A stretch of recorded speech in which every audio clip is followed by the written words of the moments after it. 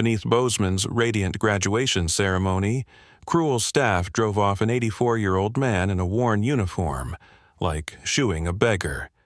They humiliated him, swatted his precious letter, sneering, "Get lost, old man." The crowd joined, mocking him as a misfit, but they didn't know. He was a SEAL Team 6 legend who'd dragged comrades from death's edge just 20 minutes later. 5 men stood, silencing the hall. This is a story of retribution and undying honor. Join us to witness it. In the gentle morning light of Montana. Bozeman University's hall sparkled with flags and laughter. Graduates in green robes and families in sharp suits and dresses gathered for commencement. But at the entrance to the honored guests section, an old man stood quietly, stark in his simplicity amid the festive crowd. Harold Hal Grayson, 84, wore a faded military coat, its edges frayed, his leather shoes worn thin. His trembling hand clutched a yellowed envelope, its corners creased, a relic from a distant time. Hal was there for Emily, his granddaughter, his only family after his daughter's passing. Today, Emily, valedictorian of the medical school, would take the stage, and Hal wanted to see that moment, fulfilling a promise he'd made. But as he approached the honored section, a staff member in a stiff black suit blocked him. "Sir, this area requires an invitation," she said, her voice cold, her eyes scanning his tattered coat as if he were a stray. Hal, hands shaking with age, drew the envelope from his pocket. He opened it, revealing slanted handwriting, his daughter's note penned before her death from illness. "Dad, if Emily ever stands on a stage of honor, be there no matter what." He offered it to the staff, his voice hoarse. "I'm Emily's grandfather." But she shook her head, her gaze unwavering. "No invitation, sir. Please leave. Please." Laughter and applause echoed from the hall. But Hal stood rooted, a weathered pine in a gale. Passers-by glanced over, whispering, "What's that old man doing here?" A mother adjusting her daughter's dress muttered, "Must be in the wrong place." Hal gripped the letter, his eyes not angry, but fixed on the stage where Emily would soon appear. He didn't argue, didn't shout. Yet, in his clouded eyes, a flame smoldered, the flame of a promise, of honor, of a man who'd faced death to keep his word. The staff member signaled security. 2 burly men approached, their gazes stern. "Sir, this way," one said, his tone firm. Hal nodded, preparing to leave, the letter still clutched tight. But in the back row, 5 men in modest suits watched silently. They exchanged glances, their eyes sharp as blades. In the radiant hall, chandeliers cast light over a jubilant crowd. Laughter, camera clicks, and the rustle of green-robed graduates wove a joyful symphony. But in the far corner, Professor Jeanette Crowley, 62, stood quietly, her sharp eyes hidden behind silver-framed glasses. In a navy blazer, she held the commencement program. But her mind wasn't on the stage. She was watching Harold Hal Grayson, the 84-year-old man in a frayed military coat, standing alone near the exit. Jeanette had seen it all, the staff member's cold dismissal. Hal's trembling grip on a yellowed letter, surely heavy with meaning, and the way she shooed him like a stray. She saw Hal's eyes, not angry, not pleading, fixed on the stage where his granddaughter, Emily, would soon be honored. A quiet shame stirred in Jeanette, not for him, but for herself and the crowd around her. The crowd remained oblivious. Students snapped selfies by the university banner, beaming. A mother adjusted her son's cap, muttering about seats. Some glanced at Hal, but only briefly, like spotting a homeless wanderer. Jeanette watched, her heart heavy. She remembered her father, a World War II veteran, dismissed for his plain appearance. Many judge by appearances, she thought. She stepped toward Hal, intending to speak, but paused when he tilted his head, eyes never leaving the stage. He stood like a pillar in a storm, the letter clutched in his shaking hand. Jeanette turned, her gaze catching 5 men in the back left row. They weren't laughing or taking photos. In modest black suits, they sat rigid, their eyes sharp as knives locked on Hal. One, with salt and pepper hair, gripped his chair, restraining something unspoken. The air shifted like a hush before a storm. Jeanette didn't know them, but instinct told her this old man was no ordinary soul. She looked back at Hal, and for the first time she saw the light in his eyes, not of age, but of a man who'd faced death and triumphed. "Who is he?" she whispered. The University of Bozeman's hall glowed under chandeliers, erupting in applause as the graduation ceremony hit its peak. The crowd, parents, students, professors focused on the stage, where a young speaker, James Whitmore, took the podium, son of a powerful senator. James wore his valedictorian robe with a confident smile. He gripped the microphone, his voice booming. "Today, we honor excellence and take pride in families truly worthy of the front row." He stressed worthy, his gaze sweeping the honored section, where relatives in pricey suits and gowns clapped loudly. The hall roared with laughter as if his words were a clever jest. The sound spread, sharp and cold, brushing against Harold Hal Grayson, standing silently at the back. At 84, in his frayed military coat, clutching his daughter's yellowed letter, he didn't respond. His eyes stayed fixed on the stage, where his granddaughter, Emily, would soon be called. But Professor Jeanette Cruelly, nearby, caught the mockery in James's tone. She clenched her fists, a fire of injustice flaring within her. The crowd kept chuckling, some whispering, pointing at Hal. A mother nearby muttered, "He must be lost." A student taking a selfie giggled, "Look at that old guy, like a hobo." But in the back left row, 5 men in plain black suits didn't laugh. They sat rigid, their eyes razor-sharp, locked on Hal. One, with salt and pepper hair, gripped his chair, holding back a storm.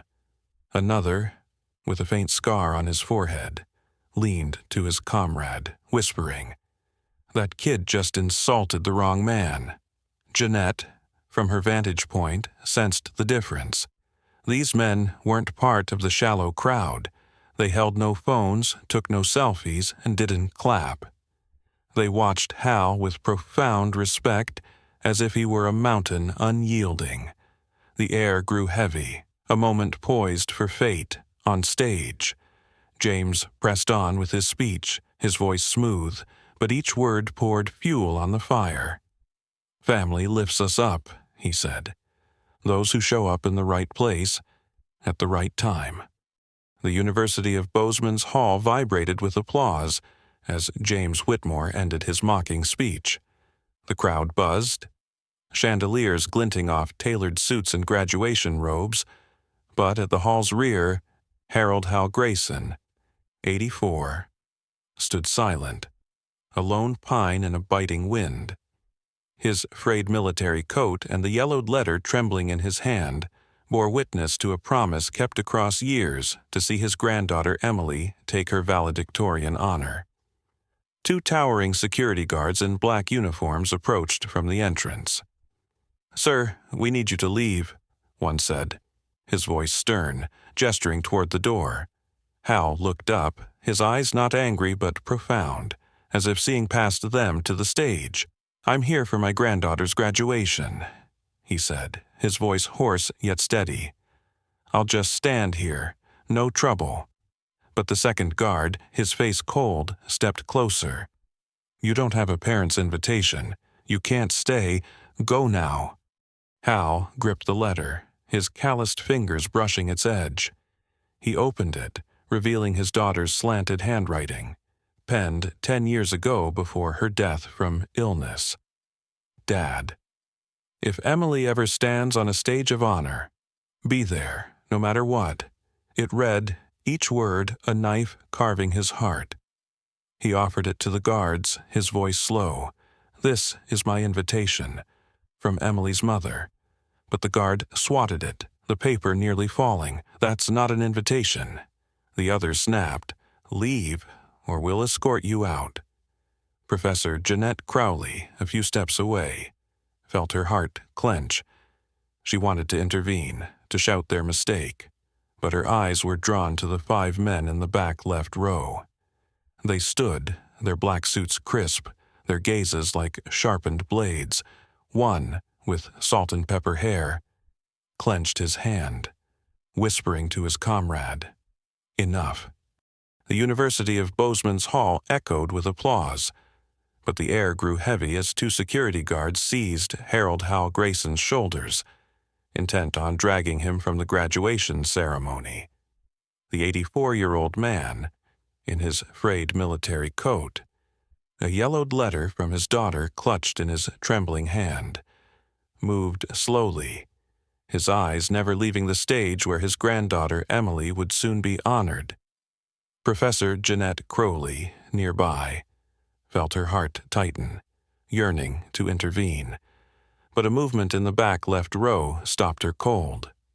5 men in modest black suits rose as one, their steps synchronized like a war drum, drawing every gaze.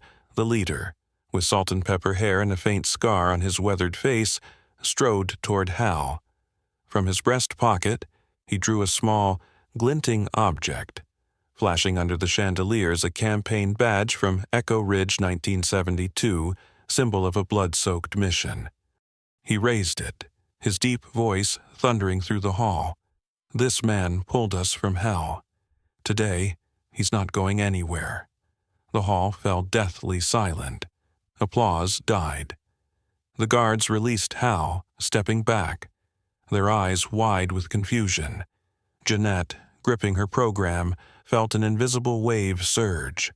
The man continued, his voice steady, a battlefield command Harold Grayson, Sergeant, SEAL Team 6. In 1972, he risked his life, dragging the 5 of us from an ambush at Echo Ridge. No one would have survived without him. The other 4 nodded, their eyes alight with gratitude, beholding a hero. The crowd stood stunned. James Whitmore, the speaker who'd mocked worthy families, froze on stage, the microphone trembling in his hand. Those who'd whispered and jeered now bowed their heads, hands clutching their chairs. Hal remained still, letter in hand, his gaze unchanged, not proud, but quiet, as if glory were a burden he shunned. Jeanette, tears streaming, whispered, "We were wrong." The 5 men stepped forward, forming a steel circle around Hal, a protective wall.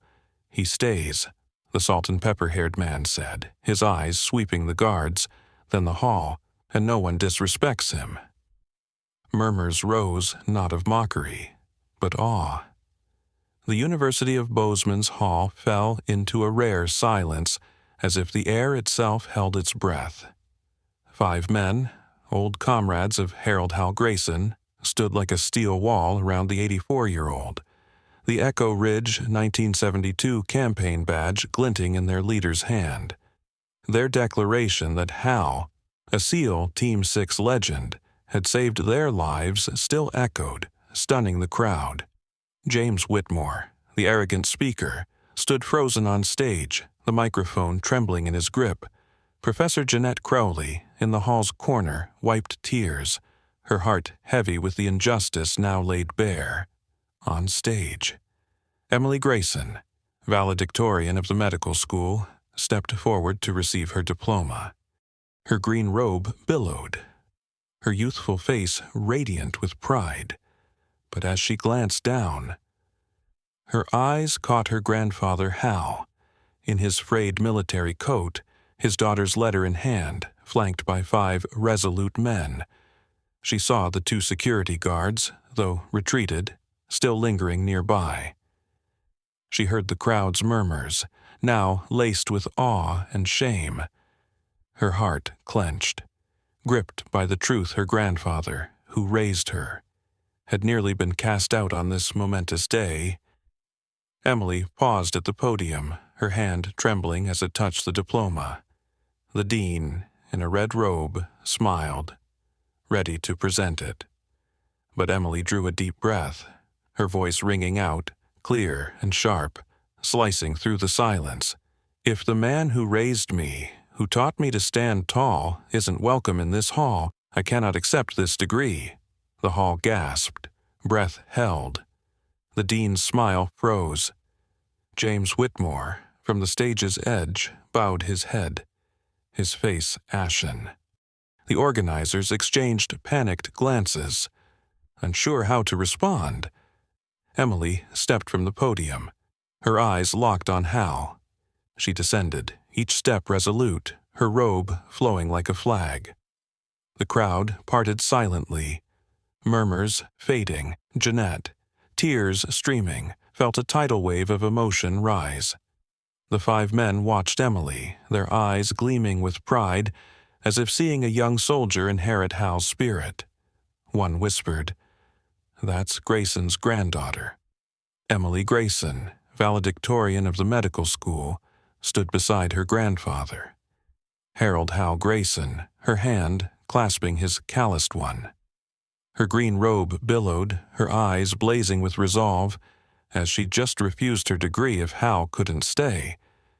The 84-year-old, in his frayed military coat, his daughter's yellowed letter in hand, stood silent, his clouded eyes glinting with pride.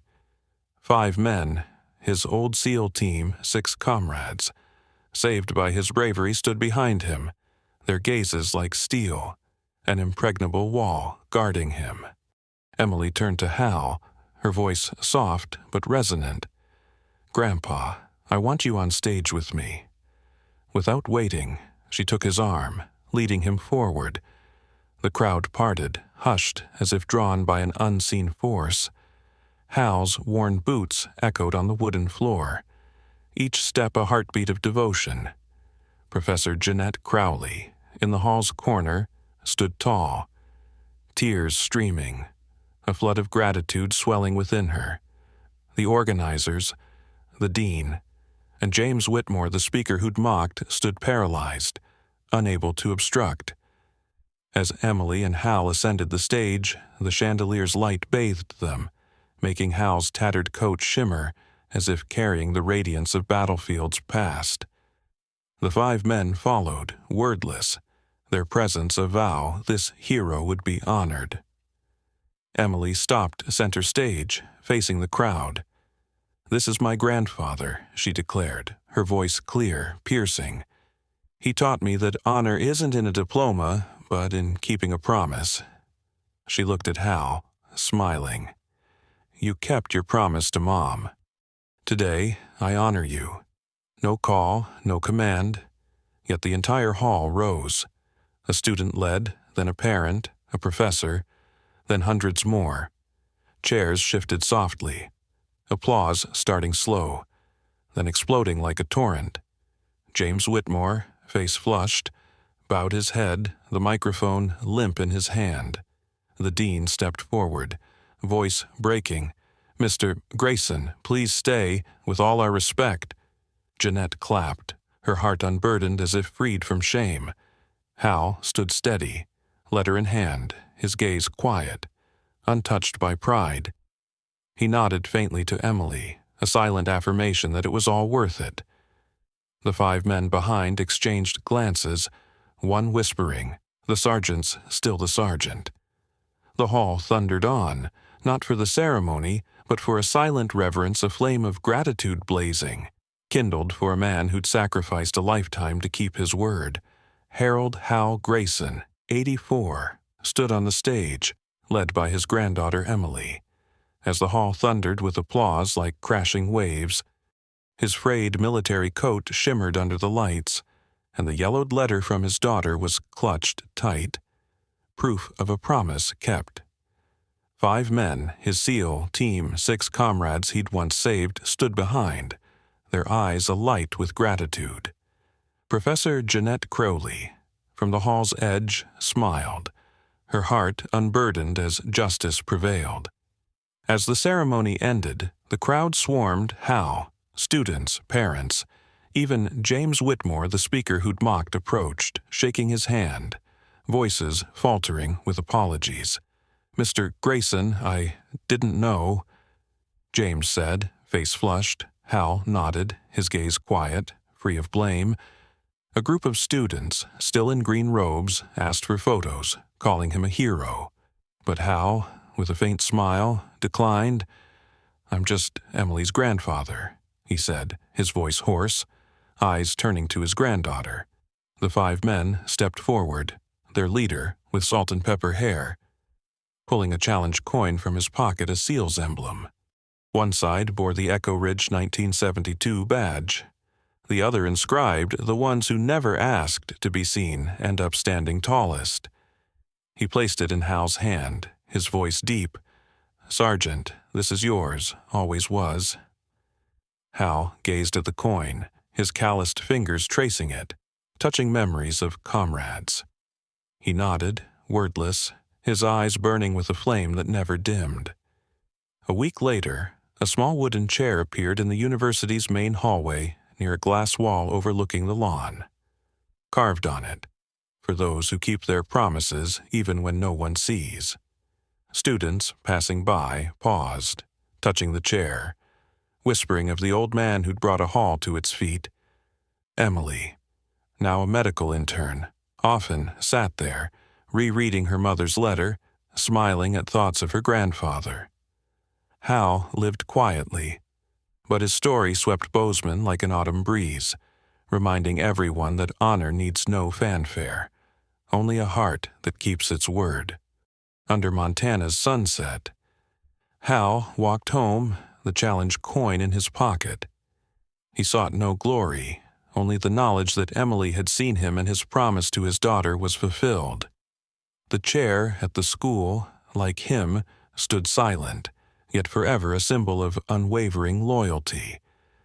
The story of Harold Grayson, Bozeman's quiet SEAL hero, is a flame of honor, lighting up an entire hall. From a shunned old man, he became a symbol of devotion, thanks to Emily and comrades who never forgot. That carved chair stands, urging us to cherish those who keep promises unseen. What did this journey stir in you? Share your thoughts in the comments. Hit subscribe for more heartfelt stories. And spread this message to keep gratitude's flame alive. Thank you for listening. See you next time.